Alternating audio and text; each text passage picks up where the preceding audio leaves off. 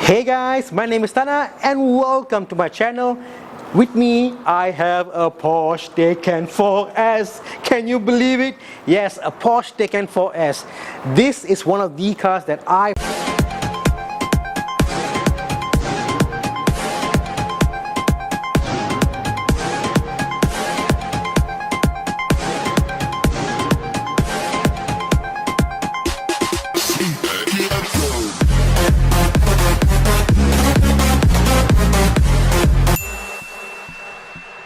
With me, I have a Porsche Taycan 4S. Can you believe it? Yes, a Porsche Taycan 4S. This is one of the cars that I personally would actually buy if I was going EV, because you all know it's a Porsche, it's a Taycan, and it's got excellent range. So let's go cracking to see why this Porsche Taycan 4S is the mother of all. Well, you know what I mean. Let's get the video, guys. Let's go.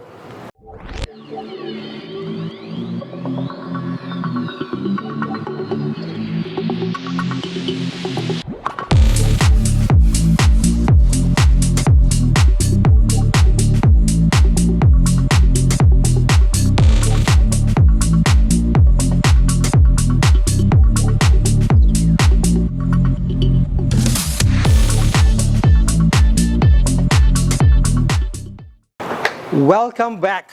Thank you, Porsche. Welcome back. With any Porsche, any performance cars, we always want to talk numbers, and numbers we must. Now, I cannot remember all the numbers here because the numbers here are pretty impressive. This particular version, the 4S with the performance battery plus, basically there's two versions, one with a smaller battery, one with a bigger battery. This is the mother of all of the Porsche 4S. It's coming with a bigger battery, better motor, four-wheel drive, and the powers are pretty amazing. According to this, it comes with up to about 469 horsepower with overboost. So it's a proper supercar, proper sports car. But to me, this isn't a sport car, if you know what I mean. This is to me a car that I would buy for my family because you know why? It's a Porsche with 4 doors. It's a Porsche with got large luggage capacity. It's a Porsche that requires very little maintenance. Think about this. Everyone out there wanting to buy a Porsche, you could afford to buy a Porsche, but can you afford the maintenance? And that might kind of get to you. Well, this is one Porsche where the maintenance is pretty low, because think about this. There is no engine oil because it's the EV. There is no transmission fluids, for example, because it's an EV. All it has, it's a motor, it's an engine. As an engine, it has a battery for fuel, and it's got brakes. You know, the brake fluid and the brake pads are the only issue of maintenance, and even that, folks, the brakes are not going to wear off as fast because you know why? It's an EV. It's going to last much longer. And who can say no to that look? Isn't this a face a mother will be proud of? I could be his daddy and I'm proud of the face. It looks like it's a fantastic looking car. Let me bring inside to show you the interior, and then we'll go for a drive. So let's get cracking with the inside.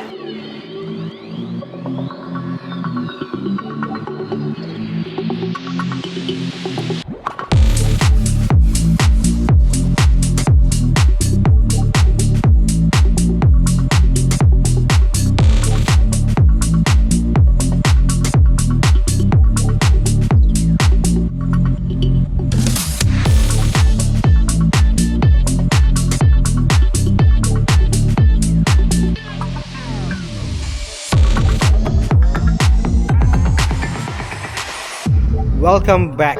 Let's take a tour of the Taycan 4S on the inside and see what goodies lie for us inside. Now, getting in, the first thing you notice is that the windows, yes, it's frameless. There is no frame to it. How beautiful is that? The car is indeed a work of art in every corner you see.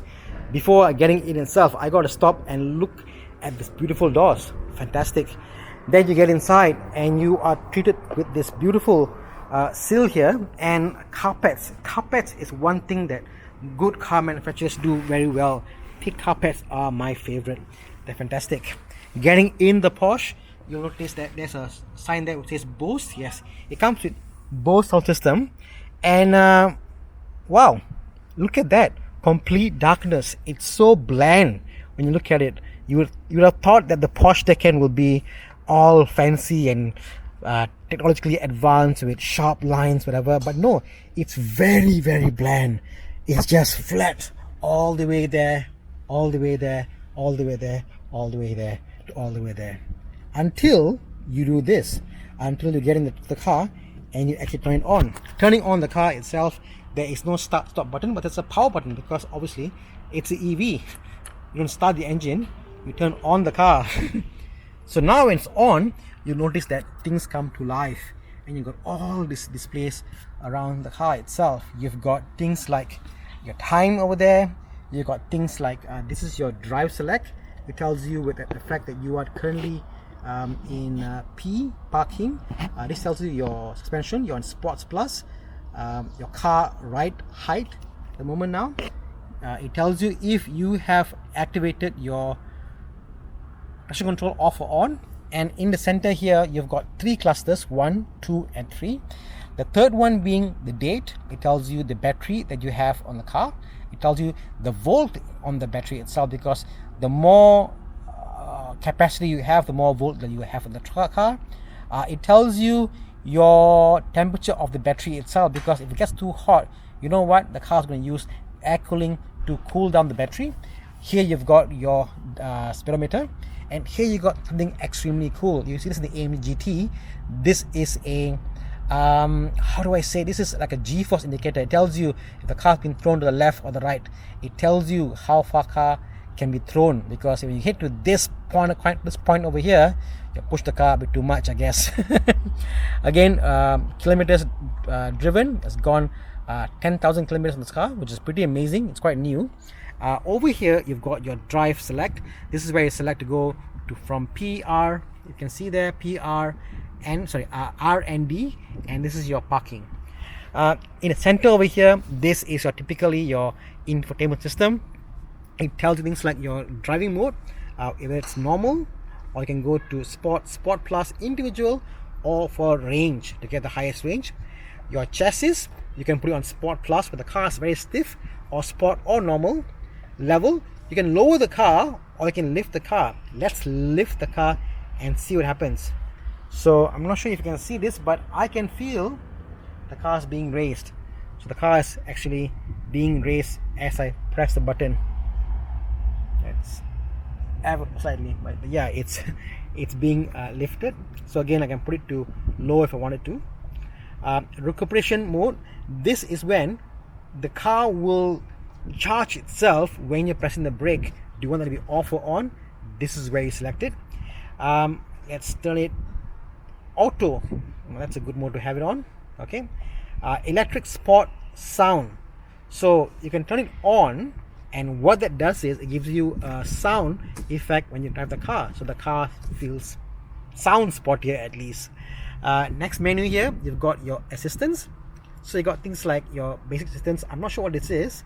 Warning of brake assist, so this is when if something's in front and you want it to stop for you. Park assist and lane keep assist. Now the font list is pretty, it's white on white, so it's not really visible, but yeah, this is lane keep assist if you believe me. Park assist and basic assistance. Trip, your again your average range, your distance covered, your drive time, and comfort features, your lighting, entry mode, again your passenger seat. If you wanted to adjust them, you can adjust this,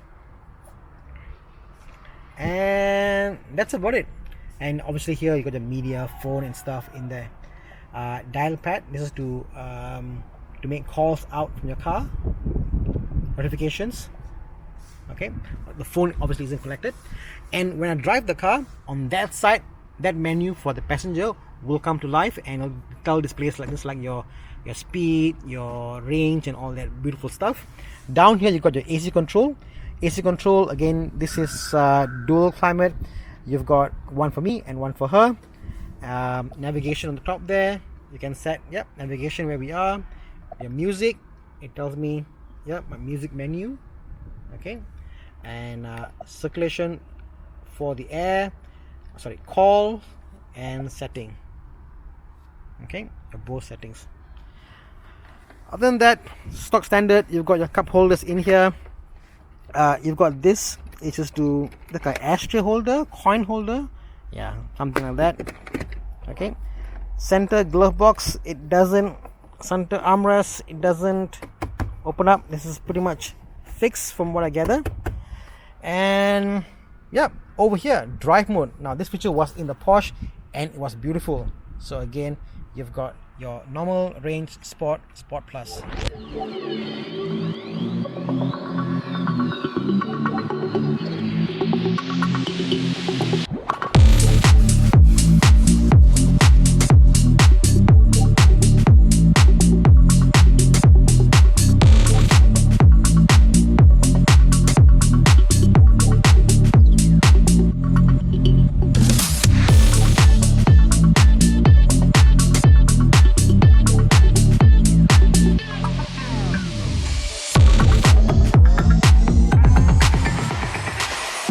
How do we drive the car? Where do you think the lever is? So take a guess. So no lever on this side. This is AC. Nothing here. You've got your park there. You've got your power over there. And if you were to squint your eye, yep, here we are. The small stick we saw in the other Porsche 911. Yeah, it is still here. And the way it works is, again, as usual with any cars, you press your brake and you go to reverse. You're now in reverse, and I must say it has one of the most beautiful 360 cameras I've ever seen. So let's get the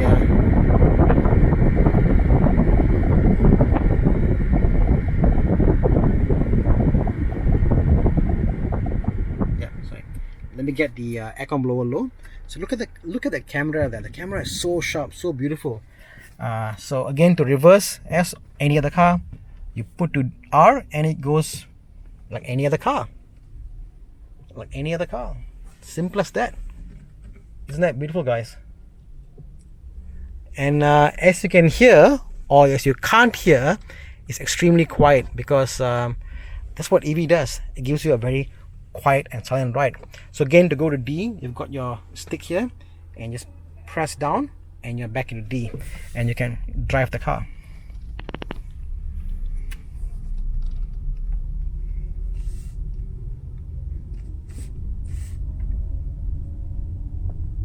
So driving in this car park here, it's a good test to drive in the car park because it gives you a very muted experience. You can't hear anything that's happening in the engine because the engine is just quiet. It's just a very quiet car.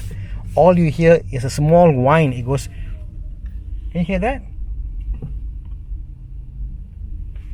It goes, that's all you hear. That's all you hear. It's very eerie, almost deafening actually, to drive a car that's almost has got no sound whatsoever. Hey guys, we are back in the Taycan driving. Now I guess the big question is, how does it feel like driving the Taycan? 1 second. People will say, where's the soul in an electric car? My soul just left me behind there. You know, the acceleration on this car is freaking amazing, you know. A lot of cars, when they say 3.9 second, 4 second and 2 second, you say, is this true? Because why? A lot of the sensation comes from the fact that there's vibration, the fact there is sound, there is this howl happens. But in this car, there's no howl, there's no sound, nothing happens. It's quiet and yet you get acceleration. And every single time you floor this, you get that. And unlike a turbo car, there is no turbo lag. The power instantaneously kicks in. Will I see myself driving this car daily? All I can say is this: if you ever own a hybrid, which I do, the little moment, the little second, the 1 second you have the turbo boost coming from the electric motor, imagine that multiplied by 10, and imagine that having that every single day, every single hour, every single kilometer.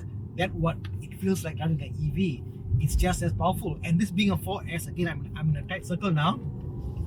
I'm doing extremely insane corners, and I've never felt this much confidence driving the car because it just hugs road very well. So here we are in Federal Highway, usual Federal Highway.